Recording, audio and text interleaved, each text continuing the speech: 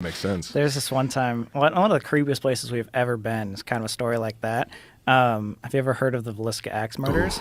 No. So in Villisca, Iowa, there was this serial killer that came in, apparently, and small little town, a couple thousand people or whatever, little house, and somehow this guy was able to come into the house, kill 2 parents and 6 kids all in one house with an axe. Tiny house. Without getting caught at all. And to this day, it's an unsolved murder. Oh, Jesus Christ. And it's just so bizarre. And that was one of the places that, like, yeah. Oh, my God. Yeah, we went Oh, there. my God. Look at the fucking sign in front of it. Jesus Christ. They get Villisca Axe Murder House, and it's dripping blood. If you were a neighbor, you'd be like, hey, bro, maybe take that fucking sign down. Yeah, exactly. A little insensitive for sure. Yeah. Jesus Christ. So that was in 1912. That's Yeah. when that all happened, yeah. So over 100 years. But that was like one of those things that we'd researched, and that was like interesting. But as soon as we stepped foot in that house, it was a whole different vibe. Yeah. It was one of those things that like, it was one of the few times we actually had to leave. So halfway, like after doing a little tour with the whole with the tour guide, he was telling us all these stories, and just like being in there was weird. Like our buddy was like feeling like he's gonna throw up, and it was just like really odd. Like that doesn't happen every time, but when it does, it's kind of like, and it might be because of how fucked up it was. Right. There was a lot of things that went down in this Well, murder. it's also about it, right? It would have been interesting if someone brought you into the house without telling you anything. Like, how do you feel in this place? And then see how you feel then. Right. Is it like a placebo effect maybe that because you know the story, you're walking in there? I mean, that's a crazy placebo, right? Like Yeah. to know that a whole family's murdered with a fucking axe. Right. And the most gruesome part about it is the killer used the blunt side of the axe. So you can still, because we went there to investigate, you can still see like the axe markings in the ceiling when he was going back Oh, God. to go down. And again, it's so weird because there was like, on the top floor, there was like the parents' room, but then right like 5 steps down a wooden creaky hallway was the children's room where there was 4 of them, and then there was 2 more of like their daughter's friends that they were hanging out with that were downstairs that got murdered as well. So how is it possible that he was able to get to all of them with the blunt side and just And like did he break in or was he hiding like in the attic? Like we don't know. really creepy.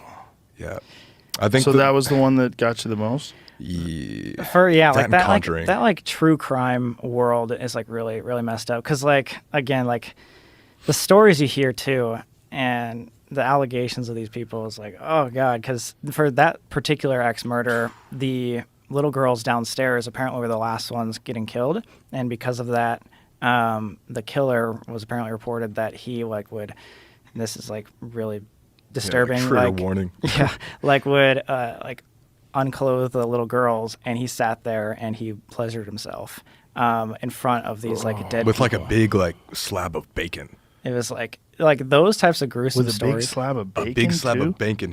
He like sexually pleasured himself to Oh, these like dead God. bodies. It's, Yeah, like, of so like girls rough. under like 10 too, I think, or 15, something like that. And it never happened again? And then they never found the guy? Did they have suspects? So they do have suspects, and what's really interesting is the 2 main suspects that a lot of people talk about were not the ones that we ended up talking about in our video, just because right before doing a research on this location, we saw this this author that just came out with a book about a serial killer, and she thinks she solved the Villisca Axe murders because that same exact style of murder was actually this the serial killer that went from Midwest town to Midwest town on a train, and it's called The Man from the Train. And the same exact thing. So like things like covering the mirrors after like the death, and like the back of an axe. The fact that he was left-handed, which he would eat meals like afterwards, like he'd like make himself a meal and sit with all the dead bodies and eat.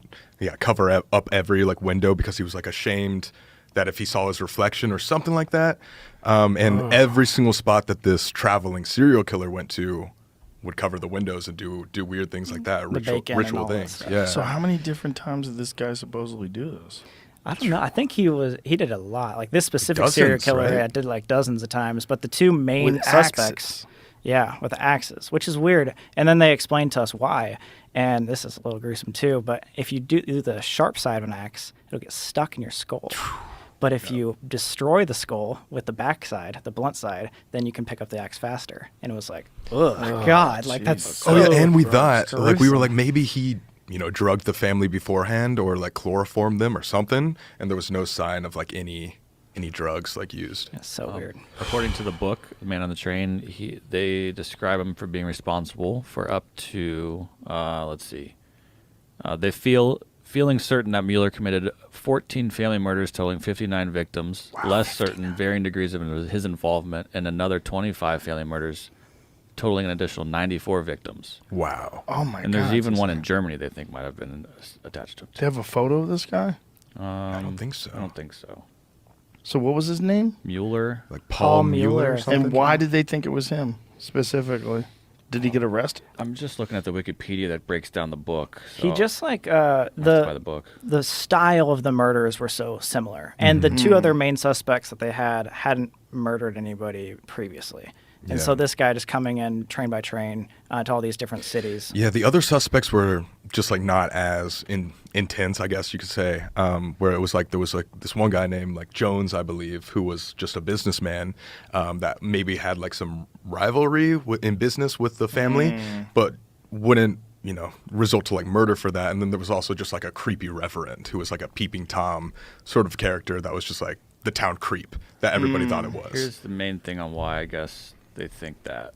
What they think. I don't know if you can read that. It might be a little small. Yeah, according to the Jameses, a number of murders in the period were assumed by local police to be one-off incidents or actually committed by a single person, probably Mueller, based on certain similarities among the crimes. The similarities include the same being within a few hundred feet of railroad junction. Okay, so that's the book's title. It says, the slaughter of entire families in small towns with little or no police force, and the families having a barn which the killers believed to have hidden to observe the families. Oh, Which jeez. Valiska had.